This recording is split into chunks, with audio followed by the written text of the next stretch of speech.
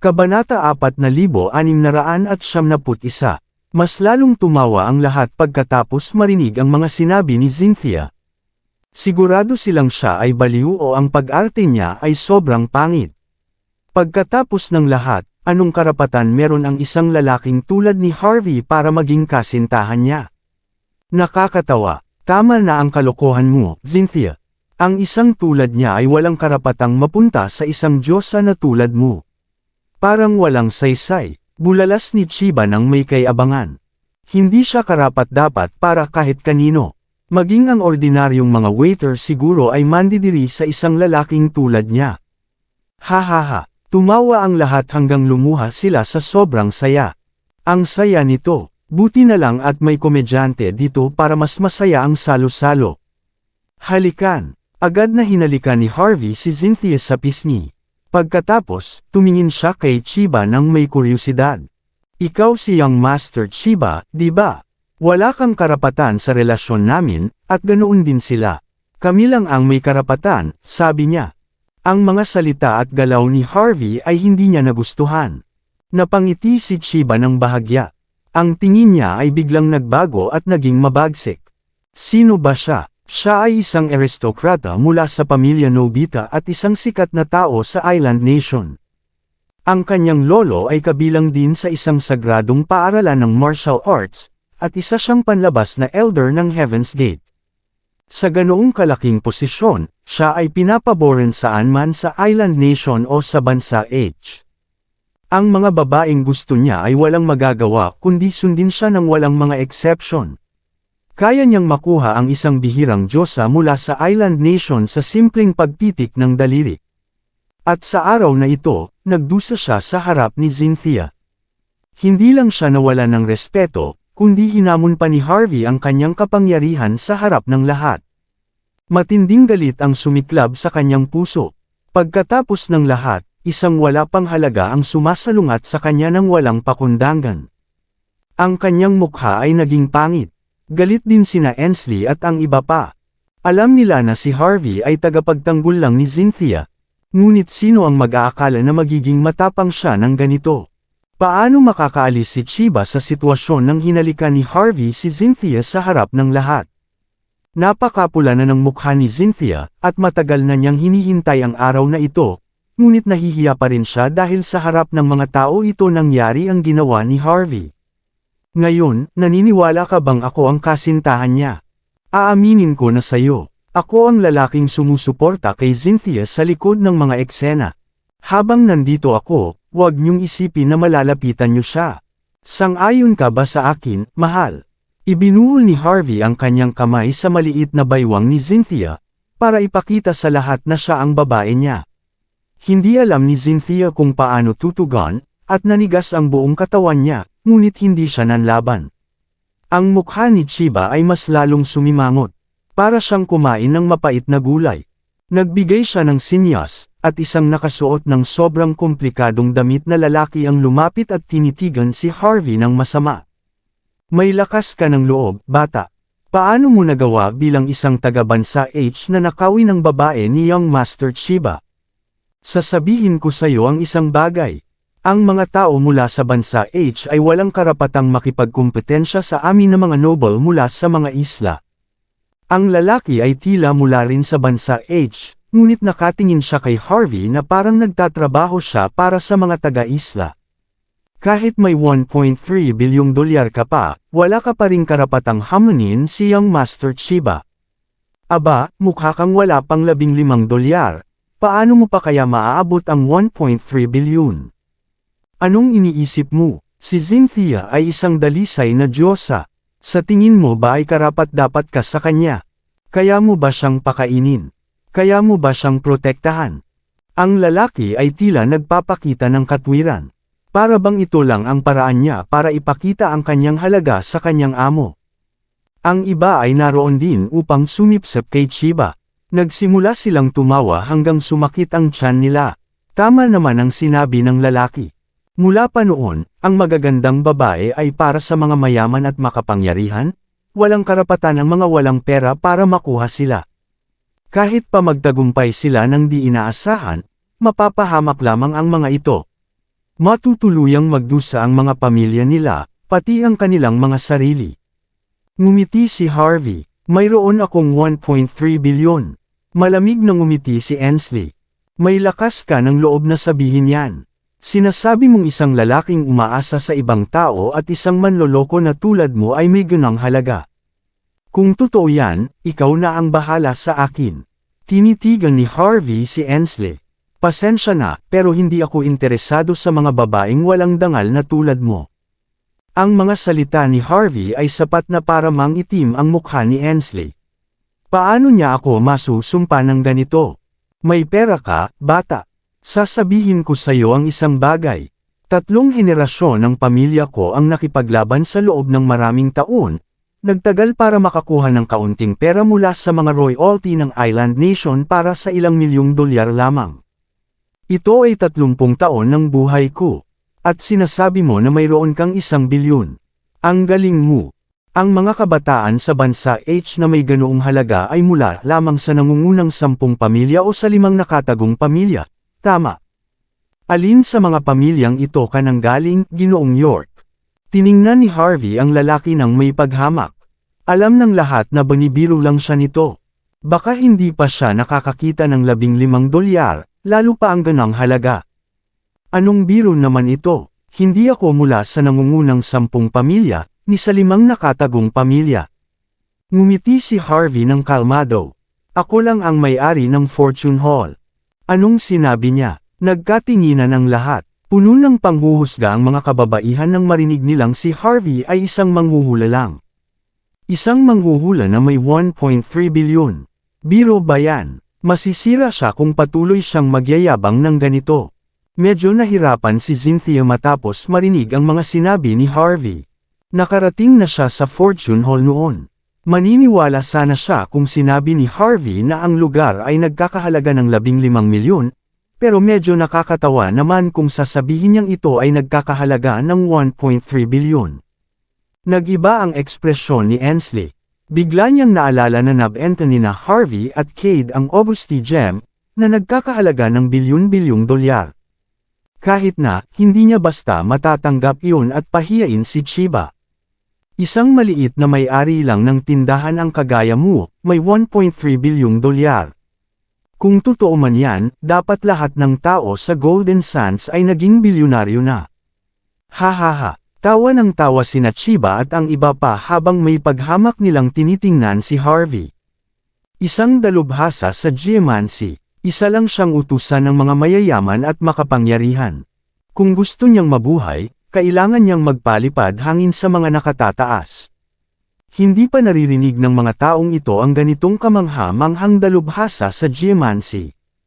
Kung totoo man iyon, si Harvey na sana ang nangungunang dalubhasa ng Golden Sands o baka pati na rin ng buong bansa. Makikilala na sana nila siya sa isang sulyap pa lang. Lalo pang naiinis si Chiba habang nakatingin kay Harvey. Akala ba niya miyembro siya ng mga royal family? 1.3 bilyong dolyar. Maaraw pa, nangangarap na siya. Maghintay, mga kasama. Bigla ko lang naalala na may ilang kilalang Anyuji na may ganyang kayaman. Nagkunwaring may naalala ang binata para magpatawa kay Harvey. Mukhang si Sir York ay kapantay nila. Siya na siguro ang pinakamagaling na dalubhasa sa geomancy sa buong bansa. Kung ganun, humihingi ako ng paumanhin sa lahat ng ito. Pakialagaan ako sa hinaharap. Nagtawanan ang lahat nang marinig ang mga salitang iyon. Nakakatawa para sa kanila ang binata. Sa puntong ito, hayagan na niyang binabastos si Harvey. Ramon, paano mo siya kayang bastyusan ng ganon, kahit alam mong siya ang nangungunang dalubhasa sa geomancy? Parang pinapagalitan ni Chiba ang kanyang utusan. Kapag nagalit siya, susumpain kanya hanggang mamatay. Naiintindihan ko. Patuloy na yuyuko si Ramon malugod kong paglilingkuran si Master York. Sigurado akong hindi niya ako papatayin. Mas lalo pang lumakas ang tawanan ng mga tao. Lalong lumaki ang paghamak ng mga babae kay Harvey. Tama, Master York. Dahil ikaw ang nangungunang dalubhasa sa geomancy ng bansang H, siguradong bihasa ka sa mga gamit at anti-gang may kinalaman sa geomancy. Lumapit si Chiba kay Harvey, hawak ang baso ng champagne. Bukod sa pagbisita sa industriya ng libangan sa bansang H, nandito rin ako para mag-invest sa isang convention na nakatuon sa mga kultural na relikya sa ngalan ng aking pamilya. Plano kong imbitahin ang ilang onmyoji mula sa mga pulo ng isla para tumulong. Pero dahil napakahusay mo, ikaw na lang ang iimbitahin ko imbes na sila. Bilang punong dalubhasa ng geomancy sa convention, bibigyan kita ng 10% ng kita mula sa convention.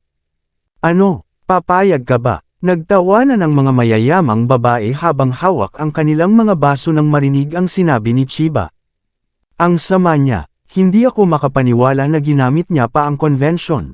Determinado talaga siyang hiyain ang lalaki. Umuwi na tayo, Harvey, sabi bigla ni Cynthia. Galit na siya. Iniisip niyang sobra na si Chiba at wala na itong manners. Kumaway si Harvey, hudyat kay Cynthia na manahimik. Pinikit niya ang mga mata at tumingin kay Chiba. Ano ang layunin ng convention, ha? Kung para magpasikat lang, pasensya na, pero hindi bagay ang mga bagay mula sa mga pulo ng isla. Kung gagamitin mo ang pagkakataon para angkinan ang mga mahalagang relikya ng aking bansa, pasensya na, pero hindi ako papayag. Hindi lang yan, kukontakan ko pa ang gobyerno ng Golden Sands para pigilan ito. Kailangan mong ipadala sa akin ang plano bukas. Titingnan ko muna bago magpasya kung paano ko sosolusyonan ang problema. Malungkot ang ekspresyon ni Harvey. Kung simpleng convention lang, hindi na siya makikialam. Pero kung may iba pang pakay ang mga tao mula sa island nation, agad siyang kikilos. Plano, para malaman kung paano mo sosolusyonan ang problema. Nagtawanan muli ang mga tao. Tinitingnan nila si Harvey na parang isa siyang malaking hangal. Pang-asar lang niyang Master Chiba ang sinabi niya. At ano ang nangyari pagkatapos? Walang pakialam, humingi pa siya ng plano. Ano, akala ba niya na siyang Master Chiba ay seryoso na hihingi ng tulong sa kanya? Para siyang talagang may kontrol sa gobyerno. Hindi pa ako nakakakita ng ganitong kakapal ang mukha sa buong buhay ko. Namula ang mukha ni Cynthia at hinila si Harvey pabalik. Uwi na tayo, Harvey. Hindi para sa atin ang lugar na ito, sabi niya. Aba, maraming salamat sa iyong malasakit, Master York. Sa pahayag mo, ikaw na siguro ang punong konsultant ng gobyerno para sa geomancy arts. Dapat ko na talagang ipadala ang plano sa iyo, ha? Hamalakhak si Chiba, saka tumingin sa mga tao sa likuran niya. Tara, kumuha tayo ng litrato kasama si Master York at gumawa ng alaala. Hindi pa kami nakakita ng ganitong kamangha-manghang tao sa buong buhay namin. Dapat nating hingiin ang tulong ni Master York kung may mangyayari sa atin sa hinaharap. Ito na ang pagkakataon natin. Sambahin si Master York. Nagkunwaring pinupuri ni Chiba si Harvey kasama ang kanyang mga mayayabang na kaibigan para lamang siya lubos na hiyain. Tinitingnan si Harvey nang may pagkasuklam ng mga magagandang babae. Ang mga lalaking ganito ang sumisira sa reputasyon ng bansa. Mas gwapo pa ang mga tao mula sa mga isla. Vroom, vroom, vroom. Nag-vibrate ang cellphone ni Harvey sa sandaling iyon. Saglit niyang tiningnan ang cellphone at sinagot ang tawag, ngunit hindi klaro ang sinasabi ng tao sa kabilang linya. Malakas ang hangin, kaya mahina ang signal. Pagkatapos sumigaw ng ilang beses sa telepono, binuksan niya ang speaker. Narinig ang isang marangal na boses. Harvey, ako ito, si Eliel. Ang mga nasa mataas na posisyon sa gobyerno at ako ay nagkaroon ng pulong ngayon lang. Nagpasya kaming i-nominate ka bilang punong konsultant para sa geomancy arts ng gobyerno. Interesado ka ba, Eliel Braff, ang unang pinuno ng gobyerno? Nabingi sa katahimikan ng mga tao. Maraming salamat sa lahat ng sumusubaybay. Please subscribe and follow my YouTube and Facebook channel, Filipino Novel. Maraming salamat po. Kabanata 4695. Namutla sina Chiba at ang iba pa sa gulat. Tahimik nilang tinitigan si Harvey. Ang mga ngiti sa kanilang mga mukha ay biglang natigilan, at napalitan ng gulat. Walang makapaniwalang iimbitahin talaga si Harvey bilang punong konsultant ng gobyerno para sa sining ng geomancy. Gulat din si Cynthia. Hindi niya inaasahang sobrang galing pala ni Harvey, hanggang sa puntong hinahangaan siya ni Eliel. Napatigil si Harvey. Hindi niya akalain na babanggitin talaga ni Eliel ito sa telepono. Saglit siyang nag-isip sa sitwasyon. Mukhang medyo minamadali ito. Hayaan mong pag-isipan ko muna ito. Siyempre hindi ka namin pipilitin kung sa tingin mo ay hindi ka bagay. Pero kung gusto mo, tawagan mo lang kami anumang oras. Hamalakhak si Eliel, saka ibinaba ang telepono. Namutla sina Chiba at ang iba pa, hindi alam ang sasabihin. Agad na kinwestiyon ni Ensley si Harvey. Hihihi, tumawag sa iyo ang pinakamataas na opisyal. Sa tingin mo ba maniniwala ako dyan? Talaga bang ganun kakagaling? Ni hindi namin alam kung sino talaga ang tumawag sa iyo. Binaliwala mo pa ang alok niya para lang hindi ka mabuking. Ang lakas ng loob mong magpakitang gilas. Sabi mo meron kang 1.3 bilyon. Ipakita mo sa amin kung totoo. Maniniwala kami sa iyo kung gagawin mo. Tama, nagsalita rin ang mga magagandang babae na kasama ni Ensley. Siyempre, hindi sila maniniwalang hinahangaan talaga ni Eliel si Harvey. Tiningnan lang sila ni Harvey nang walang pakialam. Hindi mahalaga sa kanya kung maniniwala sila o hindi. Hindi naman sila karapat-dapat makita ang pera niya. Ding! Nag-vibrate muli ang kanyang telepono. Likas na binuksan ni Harvey ang speaker mode, at narinig ang maganda at malambing na boses ng isang babae. Mr. York, ako ang inyong dedikadong customer service para sa inyong black card. Kaka-receive nyo lang ng 1.3 bilyon na transaksyon mula kay Mr. Cade Bolton. Gusto nyo bang e-deposito ito sa inyong financial account o sa inyong kasalukuyang account? Ilipat mo muna sa kasalukuyang account. Ang inyong account ay may kabuuang 17.8 bilyong dolyar ngayon. Mangyaring tawagan ako anumang oras kung kailangan nyo ng tulong sa inyong finances. Nandito ako sa serbisyo 24 na oras araw-araw. Sige, iiwan na kita. Magandang araw. Natapos ang tawag. Nagkatinginan silang lahat, 17.8 bilyong dolyar, sa kasalukuyang account niya. Pati si Cynthia ay nagulat. Hindi niya inaakalang talagang ganun kay Amon si Harvey. Nalilito si Harvey. Hindi niya akalain na naibenta na agad ni Cade ang Augusti. Oh my, Master York. Mukhang handa ka talaga ha. Nanggigil si Ensley. Alam niya kung saan galing ang 1.3 bilyon ni Harvey. Nagpatawag ka sa telepono na ikaw ang punong konsultant ng gobyerno. Tapos may tumawag pa para magkunwari na isa kang bilyonaryo. Talaga bang ganun kakagaling? Kung totoo, bakit kailangan mong maging alaga ng iba? Bakit kailangan mong maging manugang? Nanghina sina Chiba Nobita at ang iba pa nang marinig ang mga salitang iyon.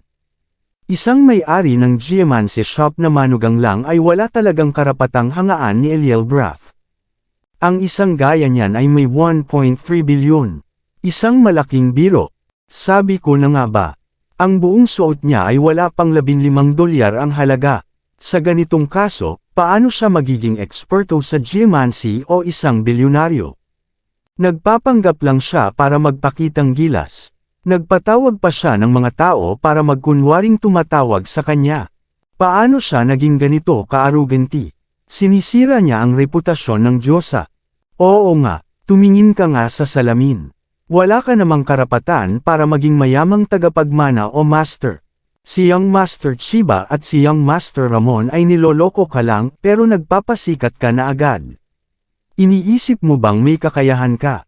Si Chiba, Ramon Lee, at ang iba pa ay malisyosong nagtawanan habang walang habas na kinukutya si Harvey York. Pagkatapos ng lahat, naniniwala sila na muntik na silang malinlang. Ibinulsa ni Harvey ang telepono bago tumingin ng may pagkausisa sa mga nagmamalaking tao sa kanyang harapan. Hanggang dito lang ang maipagmamalaki ng mga Islanders. Tumahimik kayo, galit na si Cynthia Zimmer. Hindi niyo pwedeng pagsalitaan ng ganun si Harvey. Hindi siya nagsisinungaling. Impresibo talaga siya. Ang mga mayayaman at makapangyarihan ay lumalapit sa kanya para sa geomancy. Pati ang 6 na hermit families ay dadalaw sa kanya. Tumawa ng malakas ang lahat nang marinig ang mga salitang iyon. Ang 6 na hermit families ay mga makapangyarihan sa lugar. Mga tao na gaya nila ay maghahanap ng tulong mula kina Rodney Foster o Reese Foley.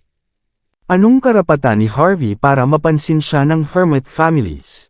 Naniniwala ang mga tao na pinaglalaruan lang ni Harvey si Cynthia. Sige na, young Master Chiba. Respetuhin niyo naman ako. Huwag na nating pag-usapan ito. Nandito tayo dahil sa tadhana. Kahit mahirap si Harvey, gusto rin niyang respetuhin siya.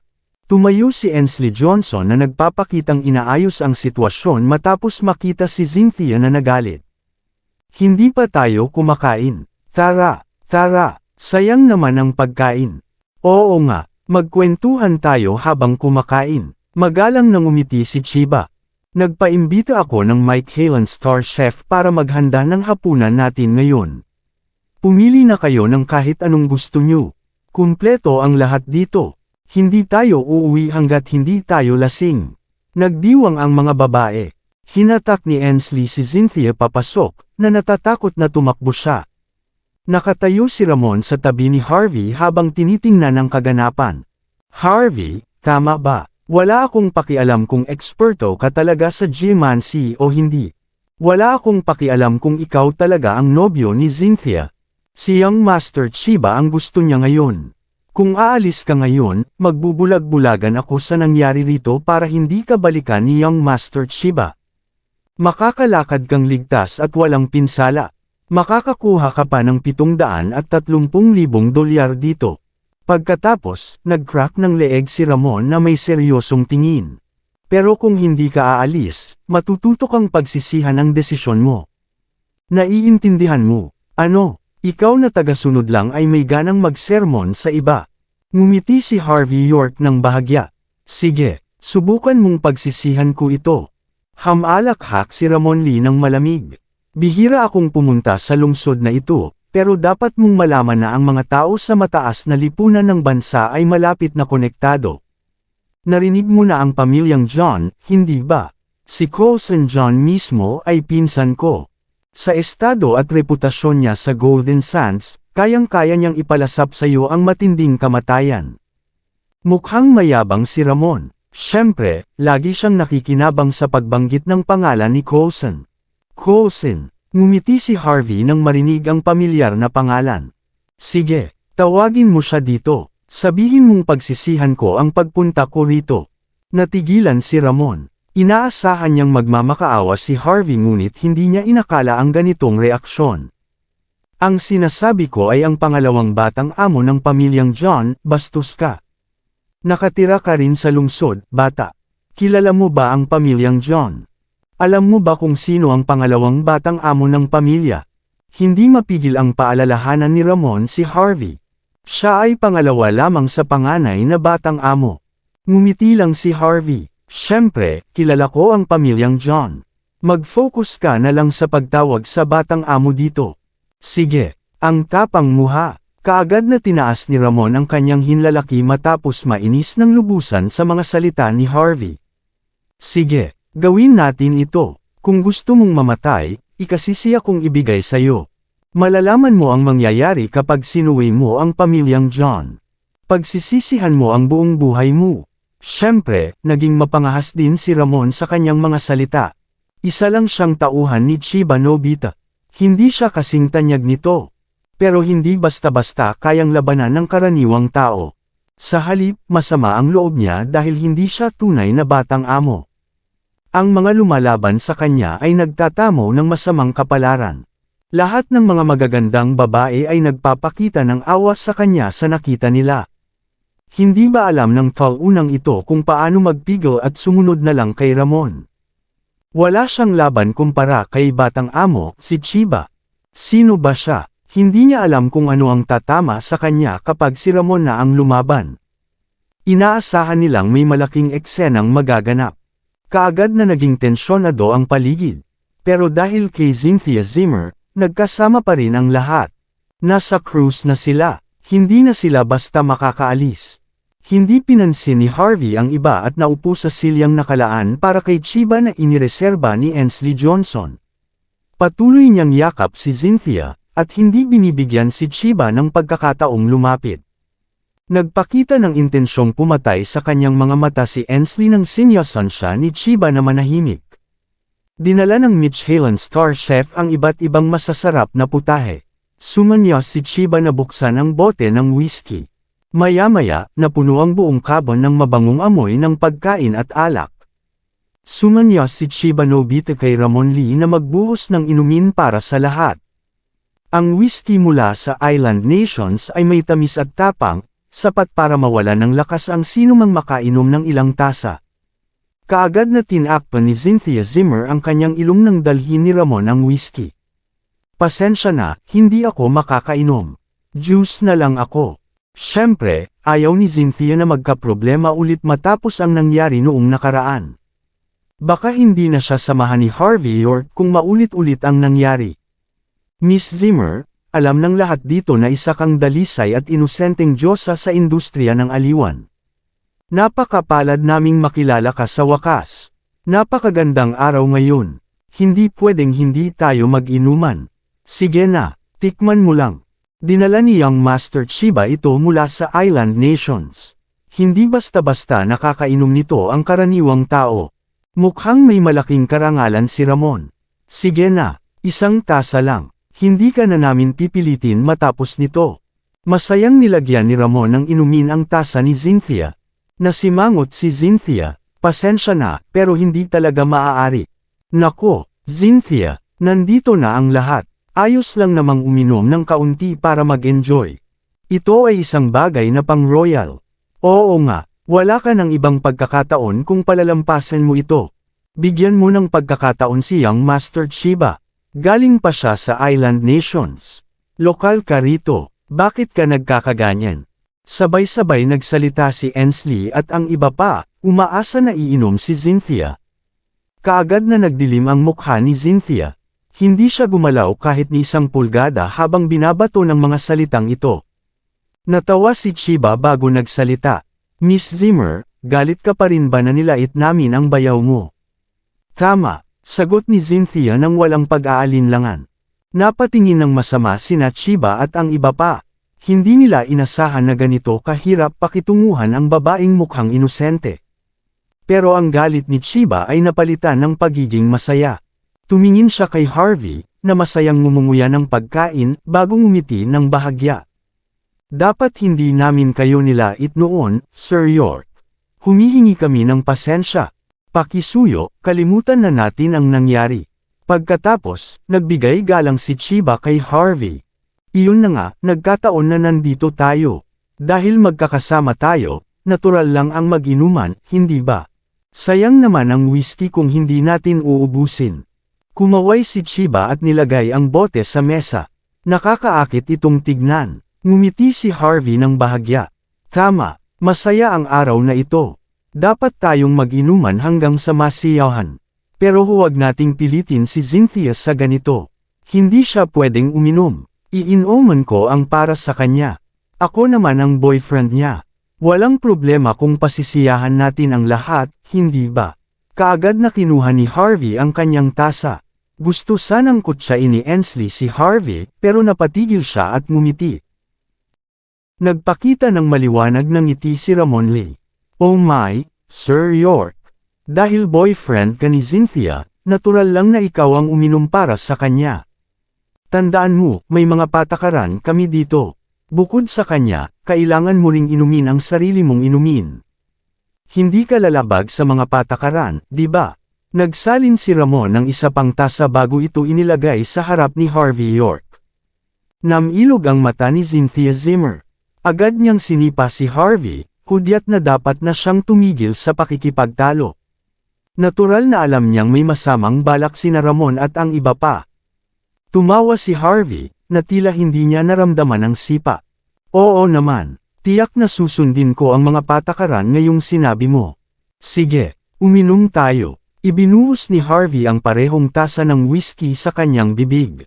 Isang tunay na lalaki. Kinuha ni Chiba Nobita ang kanyang tasa bago ininom ang kanyang inumin. Ganoon din ang ginawa ni Ramon.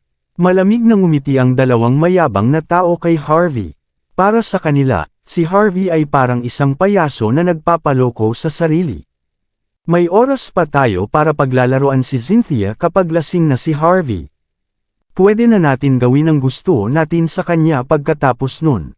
Sige, lahat tayo, iinom. Tumawa si Chiba bago lumapit. Dahil tapat kang tao, pakiramdam ko magiging madali tayong maging magkaibigan. Sige, sa wakas nakilala natin ang isa't isa ng mas mabuti dahil sa sitwasyon. Siyempre, gagawin natin ito ng ayon sa patakaran. Nagpakita ng banayad ng ngiti si Ensley Johnson nang makita ang nangyari. Hindi siya nagdalawang isip habang tuloy-tuloy na pinupuno ang mga tasa. Pasensya na, Sir York. Sige, mag-inuman tayo. Isa pang binata ang lumapit bago binati si Harvey ng isang ngiti. Magpakalasing tayo ngayong gabi. Huwag kang masyadong uminom, Harvey. Mas nag-alala si Cynthia para kay Harvey kaysa sa kanyang sarili. Mabuti, mabuti, ituloy pa natin. Patuloy na uminom si Harvey nang may banayad ng ngiti, tila hindi niya napansin ang pagkabahala ni Cynthia. Oh, Sir York, isa kang bilyonaryo, hinahangaan kita. Isa ka rin sa mga konsultant ng geomancy ng gobyerno ng Golden Sands. Isa kang kilalang tao. Sige, ituloy pa natin. Lumapit ang mga binatang may hawak na mga tasa at may ngiti sa kanilang mga mukha. Magaling silang mga umiinom, tinitingnan si Harvey na parang matagal na nilang kapatid. Patuloy na uminom si Harvey kasama ang bawat isa habang nagkakagulo ang lahat. Di nagtagal, 100 bote ng whiskey ang naubos. Ang buong cabin ay naging amoy alak na sa mga sandaling iyon. Tama na, Harvey, mapapahamak ka kung itutuloy mo pa. Lalo pang nag-alala si Cynthia matapos makita ang mga kilos ni Harvey. Sinubukan niyang pigilan siya, ngunit tila lubos na siyang natatangay. Nagsimula na siyang matakot at pinagsisisihan ang kanyang desisyon na dalhin si Harvey doon. Ano ang gagawin ko kung mapapahamak siya? Nakainom na si Harvey ng 50 onsa ng whiskey nang natapos siya. Isang nakakakilabot na tanawin. Kabanata 4700. Ang tapang mo talaga, Sir York. Lumapit si Ensley Johnson na may hawak na tasa. Isang malaking biyaya na makainom kasama ka. Kailangan mong gawin ito para sa akin. Binigyan ni Ensley si Harvey York ng malanding tingin. Nasa harapan agad ni Harvey si Cynthia Zimmer. Tama na, Ensley. Ako na lang ang iinom para sayo. Hindi tama ito, Cynthia. Ang mga lalaki ang laging umiinom para sa mga babae mula pa noon, hindi ang kabaligtaran. Mapapahiya mo si Harvey kung gagawin mo ito. Pagkatapos, bahagyang ngumiti si Ensley. Hindi ka patapos, di ba? Ang mga babae ay pabirong tumawa matapos marinig ang mga salitang iyon. Napaka-tense ng sitwasyon. Umupo ka, Cynthia. Tama si Miss Johnson. Hindi basta-basta aatres ang mga lalaki sa ganitong bagay. Tumawa si Harvey bago nakipag-toast kay Ensley at ininom ang kanyang inumin. Kumuha ulit si Ensley ng isa pang bote ng whiskey at pinuno ang mga tasa. Mag-inuman pa tayo, Sir York. Humihingi ako ng paumanhin sa lahat ng ginawa ko noon. Patawarin mo ako. Tumawa si Harvey bago ininom ang tasa, tila pinatawad na niya ang magandang babae. Nagsimulang mag-sway ang kanyang katawan, tila nasa limitasyon na siya. Matapos makita iyon, nagbigay ng ilang sulyap si Chiba Nobita sa mga magagandang babae. Lahat ng mga babae ay lumapit dala ang kanilang mga tasa, handang lasingin si Harvey. Tila hindi sila titigil hanggat hindi nalasing si Harvey ng todo. Makalipas ang ilang sandali, isa pang kahon ng whiskey ang naubos. Tumawa ng malamig si Chiba. Para sa kanya, si Harvey ay isang ganap na hangal. Pagkatapos ng lahat, hindi napapansin ni Harvey na pinipilit na siyang uminom sa kabila ng tagal ng oras. Mahihirapan si Chiba na isipin ang kabaligtaran sa ganitong sitwasyon. Batay sa kanyang karanasan, babagsak si Harvey matapos ang kaunting tagal pa. Tiyak na mawawalan siya ng malay kahit hindi niya isuka ang lahat. Nagpakita ng mapaglarong ekspresyon si Ramon Lee. Tulad ng inaasahan kay Young Master Chiba na napakahusay. Ang mga tao mula sa island nations ay bihasa sa pagpapahirap sa damdamin ng iba. Isang galaw lang ng daliri ni Chiba ay sapat na upang talunin ang kahit sinong maliliit na kalaban. Hindi man lang napapansin ni Harvey na siya na ang pinaglaruan ng mga binata. Hinaway ni Ramon ang kanyang kamay bago may nagdala ng isa pang kahon ng whiskey. Ang tanging pinagsisisihan ko ay ang hindi kita nakilala ng mas maaga. Sige, mag-inuman pa tayo. Patuloy na hinikayat ng mga tao si Harvey na uminom. Di nagtagal, isa pang kahon ang natapos.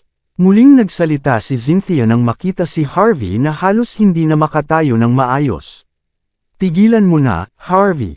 Magagalit na ako kung itutuloy mo pa. Tinanggal ni Harvey ang pagkakabutones ng kanyang shirt, mukhang nahihilo na. Hindi basta-basta actress ang mga lalaki. Hindi sapat ang lakas ng alak niyo, young Master Chiba. Kunin natin ang mas malakas na alak.